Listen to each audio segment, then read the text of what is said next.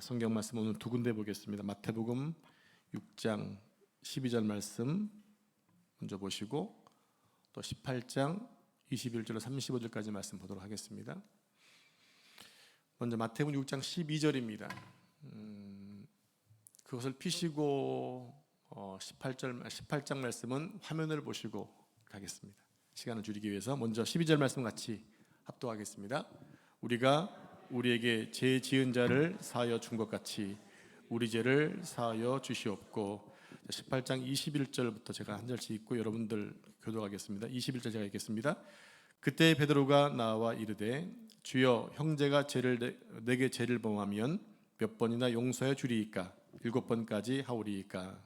예수께서 이르시되 내게 이르노니 7번뿐만 아니라 7번에 70번까지라도 할지니라. 그러므로 천국은 그 종들과 결산하려 하던 어떤 임금과 같으니 결산할 때에 10,000달란트 빚진 자 하나를 데려오매 갚을 것이 없는지라 주인이 명하여 그 몸과 아내와 자식들과 모든 소유를 다 팔아 갚게 하라 하니 그 종이 엎드려 절하며 이르되 내게 참으소서 다 갚으리이다 하거늘 그 종의 주인이 불쌍히 여겨 놓아 보내며 그 빚을 탕감하여 주었더니 그 종이 나가서 자기에게 100데나리온 빚진 동료 한 사람을 만나 붙들어 목을 잡고 이르되 빚을 갚으라 하니 그 동료가 엎드려 간구하여 이르되 나에게 참아주셔서 갚으리이다 하되 허락하지 아니하고 이에 가서 그가 빚을 갚도록 옥에 가두거늘 그 동료들이 그것을 보고 몹시 딱하게 여겨 주인에게 가서 그 일을 다 알리니 이에 주인이 그를 불러다가 말하되 악한 종아 내가 빌기에 내가 내 빚 전부 탕감하여 주었거늘 내가 너를 불쌍히 여김과 같이 너도 내 동료를 불쌍히 여김이 마땅하지 아니하냐 하고 주인이 노하여 그 빚을 다 갚도록 그를 옥졸들에게 넘기니라. 35절 같이 읽겠습니다. 너희가 각각 마음으로부터 형제를 용서하지 아니하면 나의 하늘 아버지께서도 너희에게 이같이 하시리라. 아멘. 이 말씀은 살아계신 하나님의 말씀입니다. 아멘. 오늘은 주기도문의 5번째 간청인 그리고 우리 필요의 2번째 간청인 우리가 우리에게 죄 지은 자를 사하여 준 것 같이 우리 죄를 사하여 주시옵고 라고 하는 용서에 대한 간청을 묵상해 보도록 하겠습니다. 인생의 진정한 축복과 풍요함을 누리기 위해서는 3가지 절대적인 요소가 필요합니다. 한 가지는 먹고 살아야 될 양식입니다. 지난주 양식에 대한 공부했잖아요. 2번째는 용서로서 양심의 평안입니다. 양심의 평안은 원만한 인간관계 그리고 나와 하나님과의 관계에서 시작이 되어지죠. 인간관계의 상처와 나와 하나님 사이의 갈등을 치료하는 것이 무엇이냐? 그 묘책이 용서에 있다는 것입니다. 3번째는 보호되어야만 합니다. 인간의 삶은 본능적으로 보호를 받지 않으면 불안해서 살 수가 없죠. 여러분 눈을 깜빡하는 순간이 뭔가요? 바로 눈을 보호하기 위한 장치인 거예요. 사람은 만들어진 창조 자체부터 이 보호를 받지 않으면 불안하게 살 수밖에 없게 만들어졌습니다. 인간은 육체적이고 물리적인 환경으로부터 보호를 받아야만 살 수 있습니다. 더 중요한 것은 우리 영혼도 악한 사단으로부터 보호를 받아야 합니다. 오늘 우리가 살펴볼 용서라는 주제는 정말 어려운 주제입니다. 용서라는 주제를 준비하면서 기도를 참 많이 했던 것 같아요. 왜냐하면 이 용서의 문제로 고민하고 또 여전히 용서하지 못한 것 때문에 정죄감에 빠지기도 하고 저 또한 이 용서의 문제를 완전하게 해결하지 못했기 때문입니다. 그래서 일주일 내내 이 주제를 묵상하고 다녔던 것 같습니다. 제가 한 주의 설교를 10편을 준비하잖아요. 그 가운데 이 주제가 가장 크게 작용했던 것 같아요. 다른 거 주제에도 용서가 머리에 떠나지 않았던 거예요. 인간이라면 그 누구도 이 용서의 주제를 절대로 비켜갈 수가 없습니다. 용서는 일용할 양식만큼 인간 생존에 가장 공감되는 주제이기 때문입니다.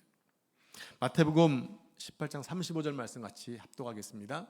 너희가 각각 마음으로부터 형제를 용서하지 아니하면 나의 하늘 아버지께서도 너희에게 이같이 하시리라. 자, 이 말씀은 조건절입니다. 마찬가지로 오늘 주기도문도 조건절이에요. 우리가 우리에게 죄 지은 자를 사하여 준 것 같이 사하여 준 것 같이 조건절입니다. 그러면 우리 죄를 사하여 주실 것이다. 자, 이 말씀이 조건절이긴 하지만 그렇다고 용서가 조건이라는 말은 아닙니다. 잘 들으시기 바랍니다. 자, 본문 12절 말씀을 지역하면 이렇게 돼요. 하나님께로부터 죄를 용서받은 것처럼 우리도 그렇게 살겠습니다. 이게 직역입니다. 엄청나게 다르죠, 의미가. 그러니까 이 말씀은 요청이면서도 그렇게 살겠다고 하는 다짐인 거예요. 다 같이 저를 한번 따라해 보시기 바랍니다.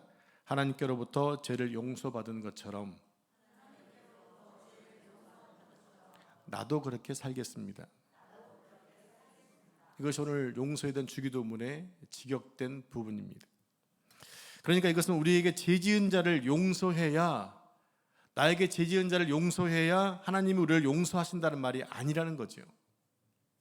만약 그렇다면 우리는 단 한 명도 용서를 받을 수가 없었어요. 자, 그럼 이 부분을 좀 더 깊이 묵상해 보도록 하겠습니다. 자, 오늘 간청에는 우리가 우리에게 죄 지은 자라고 되어 있습니다. 우리가 우리에게 죄 지은 자. 자, 죄라고 하는 히브리 단어는 하마르티아, 관역에서 빗나갔다, 벗어났다, 즉 율법을 어겼다라는 뜻입니다.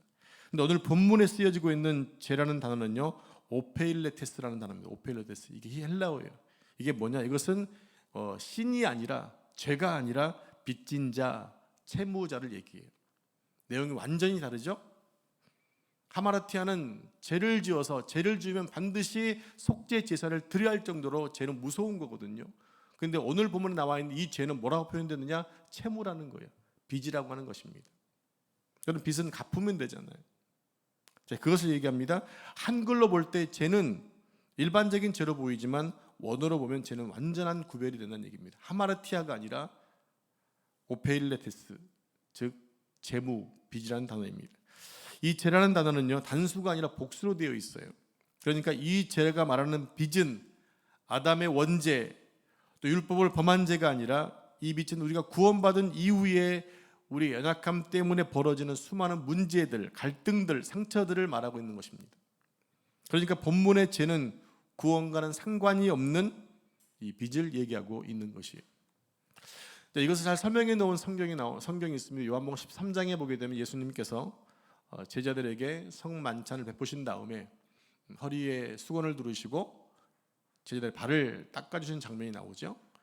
그때 예수님이 베드로의 발을 닦아주시려고 하실 때 베드로가 얘기합니다. 내 발은 절대로 씻을 수 없습니다.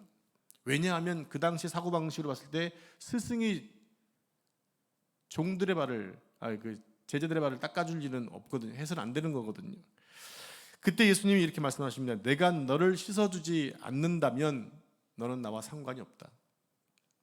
그래서 베드로가 말합니다. 주여, 그렇다면, 주님, 그렇다면 내 발뿐만 아니라 손과 머리까지 씻어주십시오라고 말하는 것입니다. 그래서 예수님은 이미 목욕한 자는 씻을 필요가 없다라고 말씀하셨어요. 그러니까 뭡니까?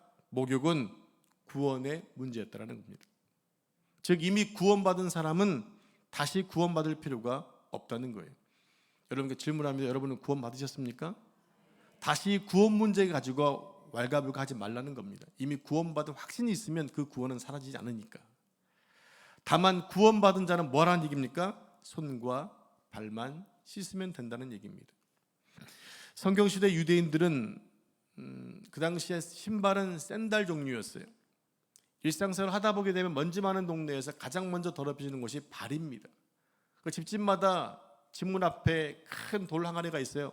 물이 담겨져 있습니다. 그 물을 떠서 손발을 씻게 되는 거죠. 그러니까 예수님이 제자들의 발을 씻기시면서 목욕과 손발 씻는 것을 구분하시는 것은 구원받은 사람은 다시 구원받을 필요가 없고 다만 매일매일 삶 속에 연약함 때문에 벌어지는 인간의 실수에 대해서만 씻으라고 말씀하고 있다는 거예요. 자, 이해가 되십니까요? 네. 이제 우리가 용서를 정확히 이해하기 위해서 성경에서 용서를 뭐라고 말씀하고 있는가를 봐야 됩니다. 자, 우리 함께 마태복음 18장 15절로 18절까지 말씀을 한 절씩 교독하겠습니다. 내 형제가 죄를 범하거든 가서 너와 그 사람과만 상대하여 권고하라. 만일 들으면 내가 내 형제를 얻은 것이요 만일 듣지 않거든 한두 사람을 데리고 가서 두세 증인의 입으로 말마다 확증하게 하라. 만일 그들의 말도 듣지 않거든 교회의 말하고 교회의 말도 듣지 않거든 이방인과 세례와 같이 여기라. 진실로 너희에게 이르노니 무엇이든지 너희가 땅에서 매면 하늘에서도 매일 것이요 무엇이든지 땅에서 풀면 하늘에서도 풀리리라. 아멘. 여러분, 주기도문에 예수님께서 누구에게 한 말씀이죠? 제자들에게 한 말씀입니다. 이것은 곧 제자 공동체, 오늘 교회 공동체에 하신 말씀이에요. 제자 공동체는 오늘날 교회잖아요. 그러니까 그런데 교회가 공동체다 보니까 이 공동체 안에서 사람들 간에 부딪히는 일들이 생겨나게 됩니다. 부딪히면서 많은 실수와 범죄와 갈등이 생겨나게 되죠. 그때 그 상황을 어떻게 용서해야 하는지를 지금 가이드라인을 우리에게 제시해주고 있는 거예요. 자, 가이드라인을 첫 번째부터 세 번째까지 설명하고 있는데요. 첫 번째가 뭐냐? 1대1로 만난다는 거예요. 무슨 말입니까? 죄를 지은 사람과 1대1로 만나서 그 사람이 범죄한 내용에 대해서 정확히 알려주는 것입니다. 그래서 자신을 돌아보고 깊이 반성하도록 도와주는 역할을 하는 거예요. 근데 여기에 조건이 있어요. 1대1로 만나 그 사람의 범죄에 대해서 정확히 가르쳐 주긴 하되 반드시 사랑과 자비의 마음을 가지고 해야 한다는 거예요. 그러니까 누군가의 죄를 지적해 줄 때 나에게서 비판만 하게 되면 용서하지 말라는, 얘기하지 말라는 얘기입니다. 내 마음속에 사랑과 자비의 마음이 있을 때 그 마음으로 지적해 주라는 얘기죠. 즉 실수를 지적해서 정죄감을 주는 것이 아니라 사랑과 자비의 마음으로 돌이킬 수 있게 해주라는 거예요. 이것이 가이드라인의 첫 번째입니다. 여러분, 기독교는요 사랑과 자비의 종교입니다. 맞습니까? 그런데 그 사랑과 자비의 대안이 무엇입니까? 사랑을 얘기하고 자비를 얘기할 때 그 대안이 뭐냐는 얘기예요. 바로 하나님의 아들이신 예수 그리스도께서 십자가에서 우리 죄 때문에 죽으신 것입니다. 그러니까 우리의 죄에 대한 용서와 구원은 값을 지불하신 것이지 그냥 공짜가 아니라는 거예요. 여러분 구원받을 때 뭐 값을 지불하셨나요? 여러분 구원 받으셨다고 하셨죠? 어떤 값을 지불하셨어요? 얼마 들이셨습니까? 이 구원은 값으로 환산할 수가 없다는 얘기입니다. 우리가 값을 지불하는 것이 아니라 그냥 공짜예요, 공짜. 그런데 알고 보면 이것이 공짜가 아닌 거죠. 왜 그렇습니까? 주님이 죽으셨기 때문에 그래요. 하나님이 죽으신 거예요. 그렇다면 어느 누가 감히 구원을 공짜라고 말할 수 있습니까? 여러분, 구원은 절대로 공짜가 아닙니다. 우리의 구원은 하나님의 아들이 가장 비참하게 죽으셔서 얻은 구원입니다. 이걸 어떻게 값을 매길 수가 있을까요? 값을 매길 수가 없습니다. 그렇기 때문에 하나님이 그냥 은혜로 주신 거예요. 우리는 은혜로 그냥 받은 것입니다. 그게 하나님의 사랑과 자비예요. 대책 없는 사랑과 자비가 아니었다는 얘기입니다. 그 마음을 가지고 용서하라는 것이죠. 죄를 지적하라는 것입니다. 그때 베드로가 용서는 몇 번까지 해야 됩니까? 언제까지 참아야 됩니까? 라고 묻습니다. 21절 같이 합독합니다. 시작. 그때 베드로가 나와 이르되 주여 형제가 내게 죄를 범하면 몇 번이나 용서하여 주리이까? 7번까지 하오리이까? 아멘. 여러분 혹시 3세판 아십니까? 3세판? 뭔가요? 3번까지는 봐줄게 라는 겁니다. 3번만큼은 용서해 줄게 라는 것입니다. 예수님 당시에도 이 3세판 제도가 있었다고 합니다. 그러니까 사람의 실수에 대해서 3번까지는 용서해 주어야 의로운 사람이라고 하는 그러한 인정을 받게 되었다는 얘기예요. 그러니까 마지못해도 몇 번은 해야 돼요? 3번은 해야 한다는 얘기입니다. 그래서 내키지 않아도 3번만큼은 용서를 해야 됐어요. 그러니까 그 용서는 결과적으로 뭔가요? 진정한 용서가 아니라 자기 의를 숨긴 용서였다는 거예요. 마지못해 하는 용서, 자기는 원치 않는데, 자기는 절대로 용서하기 싫은데 사회적 분위기가 그러니까 어쩔 수 없이 용서하는 척, 의로운 척 했다는 겁니다. 그런데 여러분, 오늘 우리의 용서에도 자기의 의가 기초된 용서가 많이 있습니다. 예를 들어 보겠습니다. 제가 목사이기 때문에 하는 용서가 있을 수 있잖아요. 여러분, 목사님이 용서하셔야죠. 장로임의 중직자이기 때문에, 그리고 선생님이고 부모이기 때문에 어쩔 수 없이 하는 용서가 있나요, 없나요? 있나요, 없나요? 있죠. 속상한데도 아닌 척하고, 기분 나쁜데 아닌 척하고 하신 적 있으시잖아요. 그리고 용서하지 않으면 믿음이 없는 것처럼 취급당하고 신앙과 인격이 낮은 것처럼 취급당하기 싫으니까 용서하는 척 하는 것입니다. 그것이 바로 다 자기 의에 기초된 용서라고 하는 거예요. 무너지기 싫은 거죠. 남에게 판단받기 싫은 거죠. 그러니까 하는 척 했다는 얘기입니다.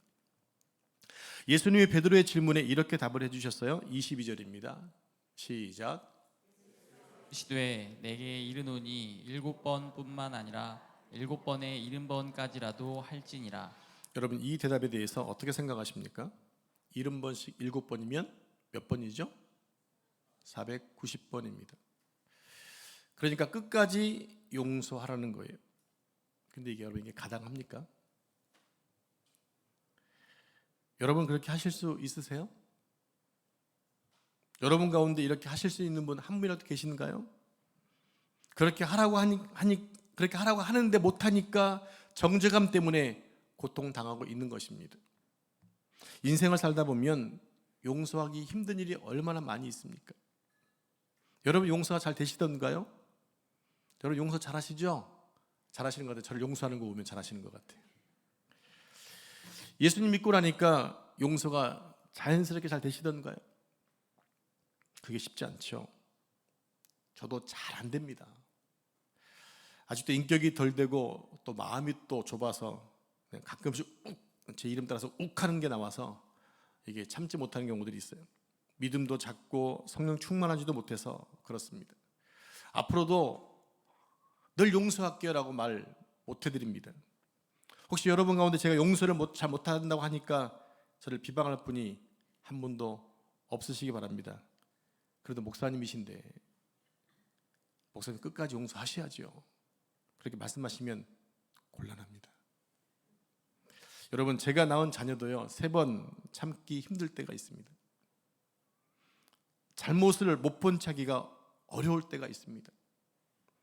아니 한 번을 참는 것도 어려울 때가 있습니다. 여러분 이렇게 생각해 보실래요? 내가 싫어하는 사람은요 한 번, 2번 참아줄 수 있을까요? 내가 정말 싫어하는 사람이 잘못하면 한 번도 용서 못하죠. 근데 내가 정말 좋아하는 사람이에요. 그러면 1번, 2번, 3번 참을 수 있어요. 왜? 실수했겠지라고 생각하는 거예요. 근데 미워하는 사람은요 하는 짓마다 미운 거예요. 이게 우리의 마음일 수 있다는 얘기예요. 그러니까 모든 것을 용서한다는 것이 좀 어렵죠. 그러니까 결론적으로 예수님은 우리가 절대로 용서하지 못할 것을 이미 아시고 이렇게 말씀하신 거예요. 너네 용서 절대 못하잖아.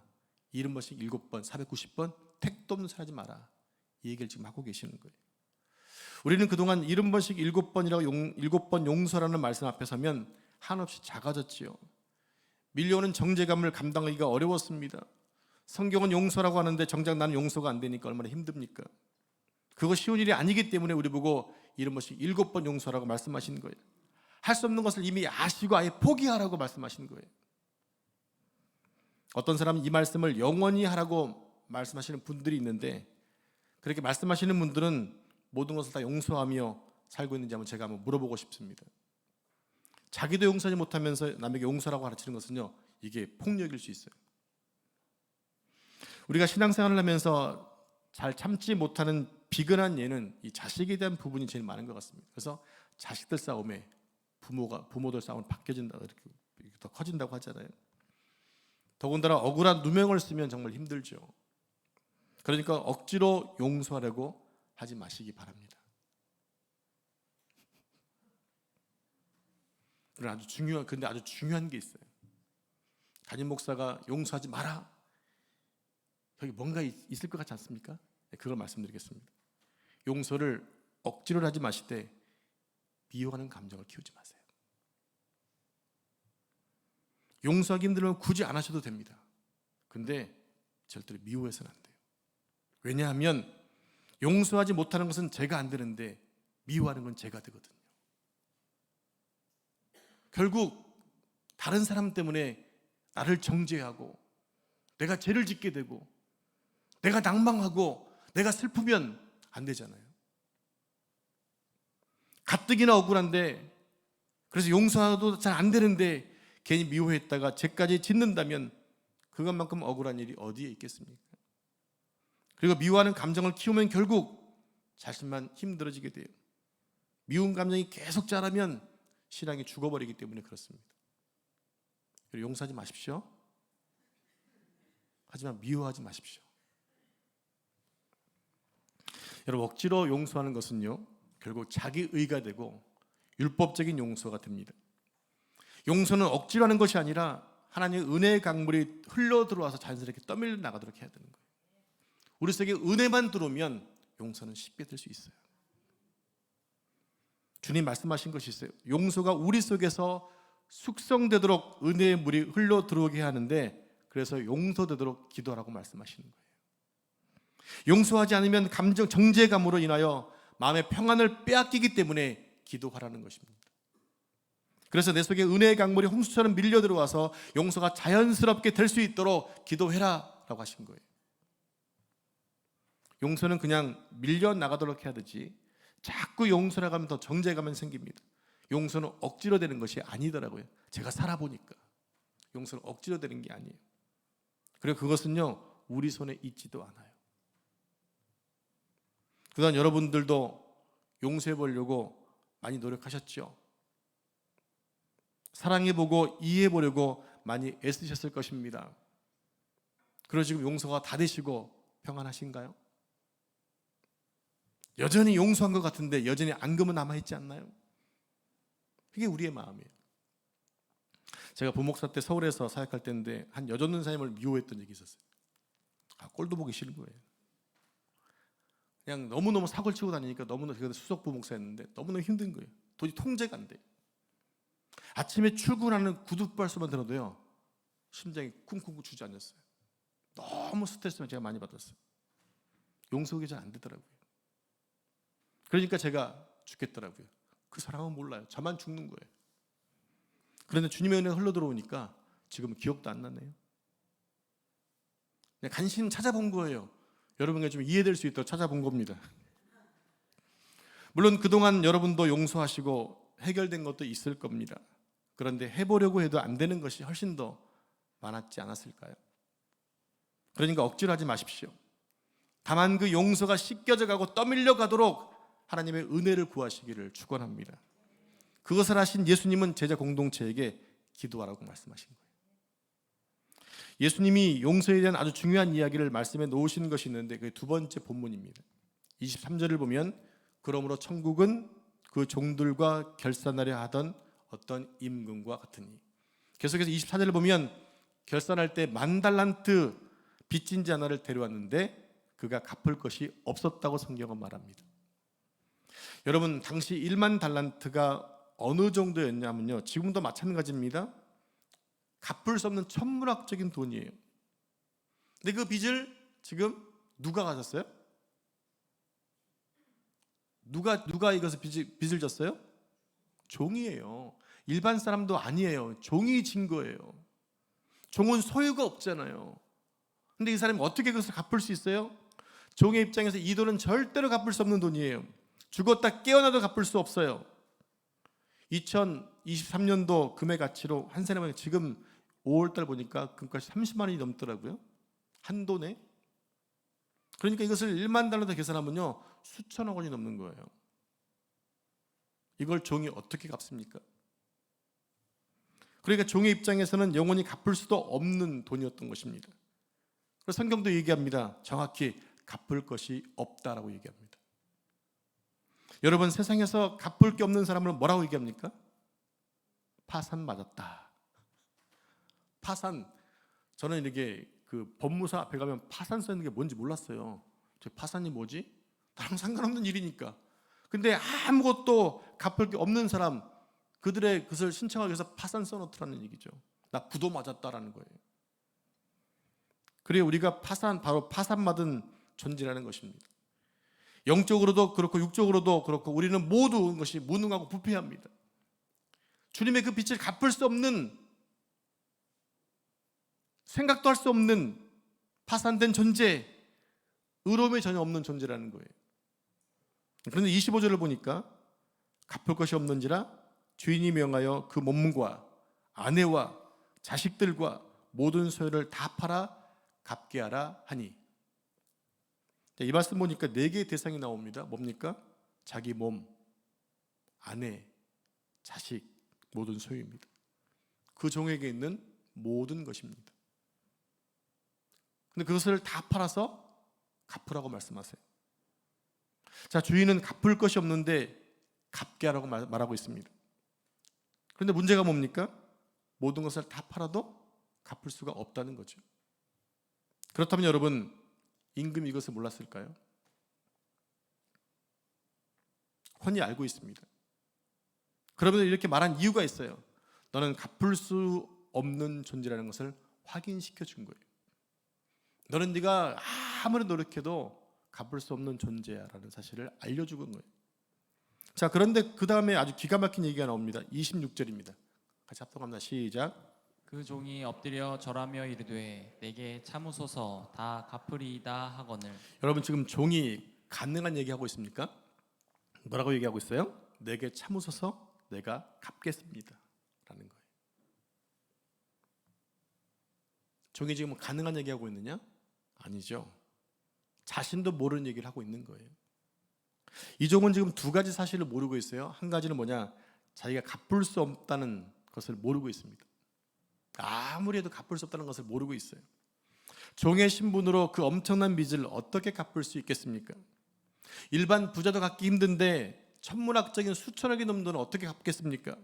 그런데 이 종은 자신의 갚을 수 없는 실체라는 사실을 모르고 있다는 거예요. 2번째로 여기에는 인간의 아주 어리석은 속내가 숨어 있습니다. 무엇입니까? 갚겠다는 거죠. 바로 종교 심리입니다. 어떻게 하다 보면 갚아지겠지 라고 하는 심리였어요. 그게 가능하다고 생각하는 겁니다. 우리는 이걸 자기 의라고 얘기하는 거예요. 여러분 주인이 이 종의 상황과 실체를 모르고 있나요? 알고 있습니다. 자, 27절에 보면 그 종의 주인이 불쌍히 여겼다라는 단어가 있습니다. 왜 불쌍히 여겼는가를 잘 생각해 봐야 됩니다. 임금이 그 종을 불쌍히 여겼던 것은 그 종의 실상을 정확히 보았기 때문에 그래요. 이런 내용이죠. 아이고 불쌍한 녀석, 종놈 주제에 아직도 자기가 갚을 수 있는 줄 아는구나. 종놈 주제에, 이런 내용입니다. 한심하다는 거죠. 제 분수를 모르고 있으니까. 그 종이 그냥 주인의 자비의 운명을 걸어버렸으면 좋았을 텐데 종놈 주제에 자기 의를 내세우면서 하는 말이 뭡니까? 내가 갚겠습니다라는 거예요. 여러분, 이건 일반 부채의 개념이 아니에요. 종으로서는 영원히 갚을 수 없는 부채이기 때문에 그래서 주인이 다만 불쌍히 여겨 탕감해 준 것입니다. 불쌍히 여긴 바 된 거예요. 여러분, 구원받은 것도 마찬가지예요. 우리의 자기 때문에 구원받은 것이 아니라 주님께서 우리를 불쌍히 여기셨기 때문에 그런 거예요. 여러분, 무엇이가 구원받았는데 그 구원에 나의 어떤 거 1%라도 들어갔다? 자기 의죠. 그건 구원받은 자가 아닌 거예요. 착각하고 있는 거예요. 아무리 99.999 하더라도 100이 아니라면 완전히 아닐 수 있잖아요. 순수한 게 아닐 수 있잖아요. 그 구원에 내가 무엇인가 동참했다는 것을 생각하는 것은요, 구원받지 못한 자의 모습이에요. 우리는 갚을 수 없어요. 0.0001%도 갚을 수 없는 자예요. 자기 의가 없는 자예요. 내세울 수 없어요. 바로 이것이 하나님이 우리를 향하신 구원의 근거가 되고 있다는 얘기죠. 십자가 사형, 십자가 사랑, 십자가의 은혜이며 하나님의 자비가 바로 하나님의 사랑이 나타나기 때문에 그런 것입니다. 그런데 이 자비는 하나님께서 아들에 대한 아주 잔인한 자비였어요. 우리에게는 너무 기쁜 자비지만 당신의 아들의 입장에서 너무나 잔인한 자비예요. 오죽했으면 십자가로 죽음으로 내몹니까? 그런 아비가 어디 있습니까? 여러분 자식들은 그렇게 내몰 수 있습니까? 잔인한 거 아닙니까? 하나님은 그렇게 잔인한 자비 아들에게 행하시고 우리에게 구원을 주신 거예요. 그 잔인한 자비가 우리의 구원의 기초가 되었습니다. 이것이 얼마나 감사하고 또 얼마나 죄송스럽습니까?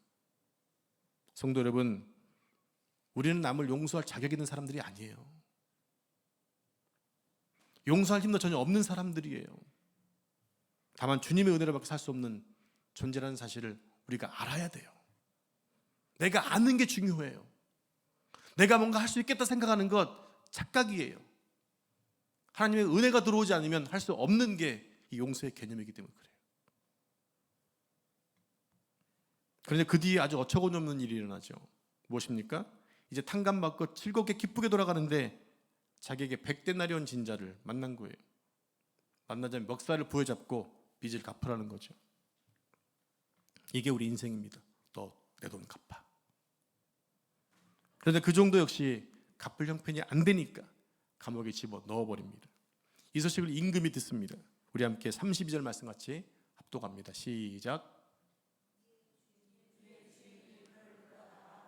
악한 종아, 내가 빌기에 내가 내 빚을 전부 탕감하여 주었거늘. 자, 계속해서 33절입니다. 시작. 내가 너를 불쌍히 여긴 같이 너도 내 동료를 불쌍히 여기며 마땅하지 아니하니. 네, 그러면서 주인이 어떻게 합니까? 종을 감옥으로 집어넣어 버립니다. 주인이 이 종을 옥에 집어넣은 이유가 뭡니까? 1만 달란트를 못 갚아서입니까? 아니면 자비가 없음이기 때문입니까? 자비가 없기 때문이었습니다. 그러니까 오늘 이 이야기 전체 내용의 결론은 이것입니다.